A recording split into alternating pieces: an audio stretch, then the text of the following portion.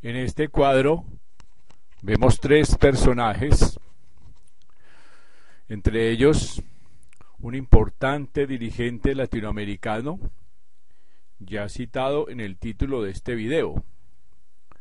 Este importante político e ideólogo latinoamericano está rodeado de Simón Bolívar y de Fidel Castro, dos personajes que cambiaron la historia política y económica de gran parte de América Latina y trajeron la primera y la segunda independencia a nuestro continente.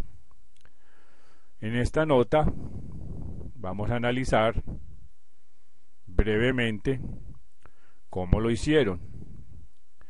En primer lugar, todos sabemos que Bolívar, como buen masón, era un estudioso y un científico de las ciencias, no solo las ciencias sociales, sino las ciencias del espíritu. Él estudió las leyes del movimiento, no solamente de la economía, de la ideología, de la política, sino también las leyes del movimiento de las ciencias del espíritu.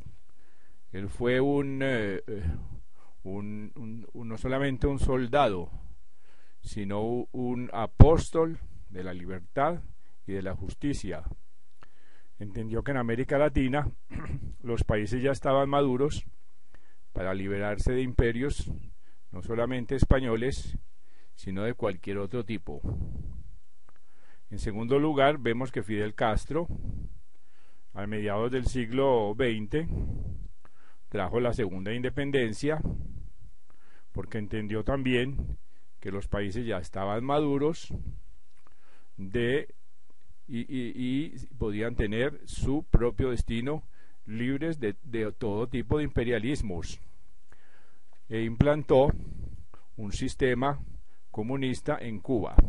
El personaje que vemos en el centro, y la mayoría de los presidentes de América Latina entendieron, igual que este personaje, que los tiempos estaban maduros para aumentar el tamaño del Estado en América Latina.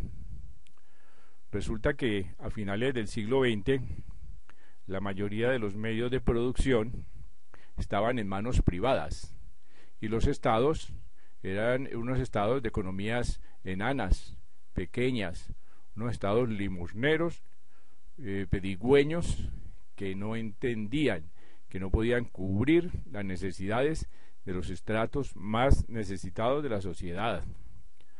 La proporción entre los bienes del Estado y los bienes del sector privado era algo así como 10 y 90. Ellos entendieron que había que aumentar el tamaño del Estado para que éste pudiera no competir, sino equilibrarse con el sector privado.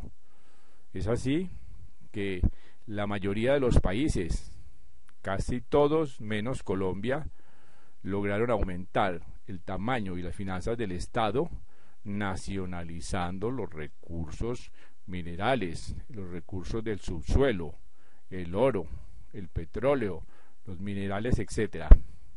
Y así cambiar los porcentajes de propiedad de los factores de producción. En este momento en Venezuela tenemos el 60-40, en otros países el 50-50, etcétera, etcétera. Con esto se logran economías más equilibradas, economías más justas. Esta es la grandeza de estos tres personajes que entendieron el movimiento de la historia, las leyes del movimiento de la economía, las leyes del movimiento de la política, las leyes del movimiento de la ideología, etcétera, etcétera, para crear una América Latina más libre y más justa.